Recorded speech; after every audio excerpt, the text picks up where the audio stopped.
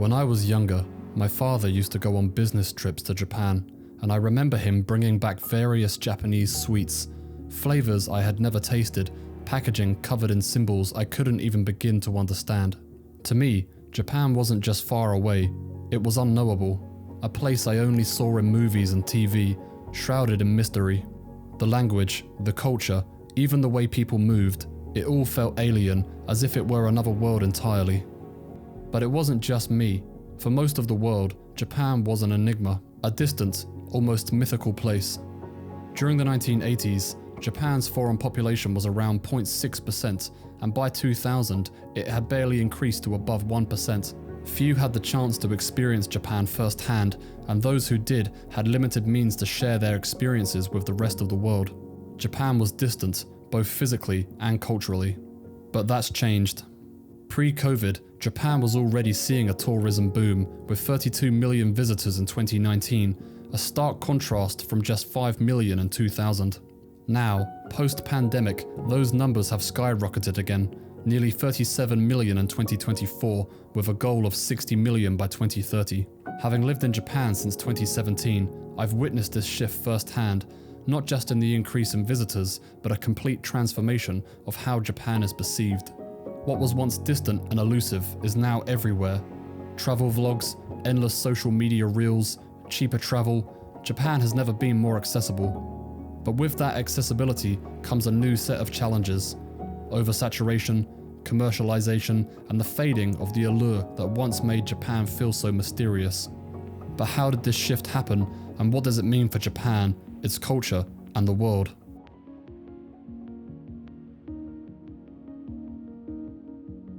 So I grew up in the 2000s, which was right at the tipping point when the internet slowly started to turn from a convenience to more of a necessity. Social media only really emerged in the late 2000s and early 2010s, but even back then it was nothing like it is in its current form today. The way we experience the world has always been changing, but the shift in the last 5 to 10 years has been something else entirely. It has been so fast and overwhelming that we, as a society, haven't really had time to step back and think what effects this might be having. Short-form content in particular didn't truly take off until around 2020, and once it did, everything accelerated. TikTok, Instagram Reels, YouTube Shorts, all this content constantly being fed to us allows us to experience entire cultures and places in a matter of seconds. I came to Japan in 2016 on a short trip, and everything that I experienced felt completely mind-blowing. Not just because Japan itself was new to me, but because I had no idea what to expect either. Beyond just a few tourist spots, we had no real plan and were just happy to see what we could find. I remember basically on the first day, we just jumped on a train at the local station nearby our hotel and essentially just got off at some random station that we'd never even heard of. The whole trip was just life-changing for me because I basically had zero expectations, meaning that I was just left blown away by absolutely everything. Of course, I had seen some content prior to visiting. It was only 2016 after all, but most of the content was completely different. Mostly just low-quality travel videos and casual, unpolished commentary. The pace of content was slower too, with no cinematic guides, and you couldn't get lost in reels for hours with algorithmically driven top 10 things to do in Tokyo or why Japan is living in 2050 videos hitting you before you even booked your flight. Every small, intricate detail about Japan has already been dissected and shared online, whether it's the specific melodies that play at each Tokyo train station or the perfect way to eat an egg mayo sandwich at a convenience store. It's like you can't step foot in Japan anymore without already knowing what you're supposed to see, where you're supposed to go, and how you're supposed to feel. I wonder if this constant stream of must-see content causes people to overthink their trips, meticulously planning every single moment to avoid missing out on something. I wonder if this might actually be counterproductive. The subconscious pressure to check every box can sometimes take away from the experience of just being there or discovering things organically or just letting yourself be surprised. There's barely any room for that spontaneous discovery anymore. The internet has filled every gap, every corner, every quiet moment, so much so that if you engage with it, there's almost nothing left to surprise you anymore once you get here. Unless of course you choose to actively ignore the noise. Many people who visit Japan have already seen the neon glow of Shibuya and Shinjuku, heard all of the Tokyo Station jingles, and watched the virtual walkthrough of the city before they've even arrived. Maybe I'm just overthinking it, but before, every little thing that you encountered felt like a personal discovery. Hearing the train jingles for the first time without even knowing that the Tokyo stations had jingles, or stumbling upon an egg mayo sandwich at the convenience store and realizing that it was weirdly amazing. Those small moments felt special because you had no idea that they were coming. Sure, that's not to say that many others hadn't experienced those things before you, but you just didn't know about it as much. It felt more personal. Now, it's important to mention that I'm not looking to oversimplify things. These changes are inevitable and unavoidable in the kind of society that we're creating, and it's not all inherently bad. There are many people who can't visit Japan easily, and being able to see Japan through the lens of the internet provides a kind of gateway into the country that they wouldn't have been able to access 5 or 10 years ago.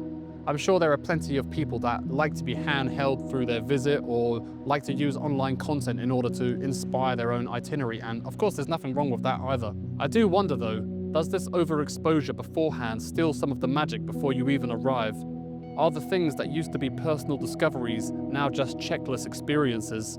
Instead of accidentally finding out that Japan's convenience store food is weirdly good, you already know to grab that egg mayo sandwich the moment that you land. Instead of being surprised to find out that each station in Tokyo has its own melody, you've already heard all of them on TikTok. Does every experience feel less like your own and more like something that you're just retracing? Like stepping into a place you've already seen 100 times through a screen? Importantly, this isn't to say that you can't come to Japan, do all of these things and have a good time, because if you're visiting, you absolutely will. And you may disagree with me here, but I do think that something may be lost when everything feels pre-experienced through a screen. Of course, I'm also not just saying that you should just go to Japan without any kind of plan or itinerary. But while the major spots in Japan are kind of heavily saturated with content online, there are still plenty of other places that have not been touched by the algorithm. Sure, visit the popular spots, but why not give yourself a chance to experience some of the lesser known places in Japan? You don't have to travel far off the beaten path either.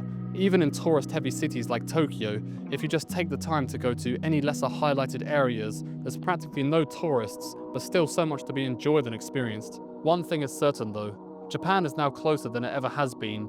But what does this actually mean? Does it change how we experience the country, or just reshape our expectations of it? And more importantly, how is Japan itself evolving as the world gets closer to it? Taking a step back, of course, factors like the weak yen and pent-up demand from COVID have played their part in this current tourism boom. But social media has really played a part in turning Japan into this ultra-trendy tourist destination. Where it once attracted the kind of tourists who had a strong interest in the culture, now all kinds of people were showing up because Instagram and TikTok told them that it's the place to be. In many ways, more people visiting Japan is a good thing. Many are inspired by Japan's unique way of life, its cleanliness, safety, and deep-rooted traditions. There's a good quote which is, "Culture shock is the growing pains of a broadening perspective." Experiencing a different way of life can be eye-opening, even if it's just on a short visit. And I'd like to think that those who visit take a little piece of Japan back with them, whether it's a newfound appreciation for quiet efficiency or a desire to bring some of those values back to their own communities. However, this whole paradigm shift is complex, and many of us have seen the direct consequences of it. Whether it's nuisance streamers or so-called influencers treating Japan like their own personal playground. I think there's nuance to this tension though. Yes, over-tourism is becoming a large problem that's very widely spoken about in Japan right now. But I don't think it's as simple as tourists versus locals. I think potentially Japan is grappling with a deeper issue that isn't as easy to articulate, which is that its identity is no longer fully in its control. Japan is essentially losing agency over its own image. Maybe there is a feeling of being shaped and defined by external forces, like social media and globalization, in ways that may not truly feel authentic. For example, how many videos have you seen online about the cheating culture in Japan? Do you really think those views expressed there are a true representation of how everyone thinks? Or could it be that they're just cherry-picking specific answers from select individuals in certain areas? Japan is now currently going through a phenomenon that's happened already in other heavily touristed areas. You see this in other locations like Venice, Barcelona, or Bali, where an influx of visitors has essentially altered daily life, priced out locals, and turned once authentic spots into essentially theme parks for foreign visitors, which of course is going to cause tension. All of this leaves the question, is it still the Japan of tradition and mystery, or is it just becoming another globalized tourist destination like Paris or Rome, stripped of the mystery that once defined it? It seems the current increase in tourism is less about people visiting because they love the culture, but more because the current trends tell them it's the place to be. Of course, trends may lead a person here, but through this, they may develop a love of the culture, which is a good thing. However, the culture that once seemed distant and mysterious is now plastered everywhere. Places that were once popular spots for locals like Akihabara and Shinjuku are now completely overrun with tourists. Even on some of my recent visits to these locations, I often hear some of the locals walking around and commenting on how it's basically just foreigners there now. When even the locals start to feel like outsiders in certain areas of their own city, what does this say about where Japan is heading? What's unique about Japan's situation, however, is its historical exclusivity. For decades, Japan cultivated an image abroad that was carefully constructed, an image of quiet beauty, ancient traditions, and a mystique that felt out of reach. Through this increased exposure, in many ways, it's just becoming another spectacle. Its image is now being unraveled in a very public way. The sheer amount of Japan-related content online is now overwhelming. There's a lot of great content out there, thoughtful, well-researched, and genuinely insightful. But I can't help but wonder, does the low-effort, clickbait-driven content outweigh it? If I had 1,000 yen for every "Why Japan is Living in 2050" video that I've seen, Japan would probably be living in 2050. It's a spiral though. The same topics get repeated, and the same cliches get recycled until it all eventually just becomes twisted. At some point, you have to ask though, are these creators a part of the problem, or just a reflection of this new era? Is it exposure, or just exploitation? Is Japan a real place, or just a stage for content to these people? But here I am, and of course, I make content about Japan too, which is something that I think about a lot. I've been living in Japan for about 7 years now, but I only started this YouTube channel last year because I wanted to make sure that before I made any videos, I had a perspective that wasn't completely misinformed. Of course, I try very hard not to overstep or fall into the same cliches either. Do you ever wonder how the Japanese people feel about the constant commentary on their country and people though? At what point does sharing observations become hyperinflated to the point it's shaping narratives that aren't even true? The language barrier may create the illusion that actions go unnoticed, but are they? Is the perception of foreigners in Japan quietly shifting? Is there growing intolerance towards tourism? Maybe our relationship with Japan is changing entirely. As the world grows smaller and no place remains truly distant, what happens to the allure of the unknown? And where does Japan fit into this ever-shrinking world?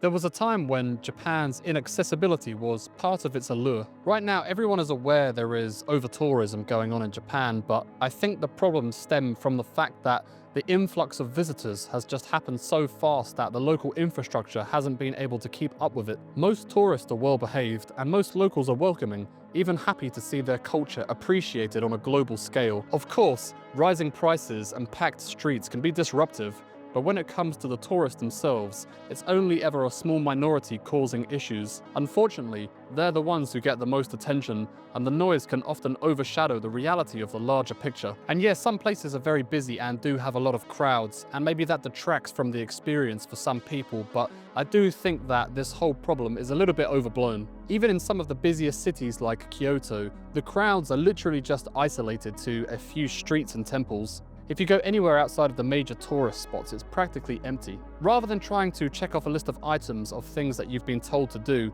maybe the best way to experience Japan is to step away from the noise a little bit and see what speaks to you personally. Anyways, as you may have gathered, this whole topic is very nuanced. I'm not looking to impose any answers, but more so just raise some questions to think about. In many ways, Japan has never been closer. To visit, to understand, and to immerse yourself in. But paradoxically, this closeness may be creating a new kind of distance, one where Japan feels less like an unknown world to be explored and more like a product to be consumed. What even is the authentic Japan anymore?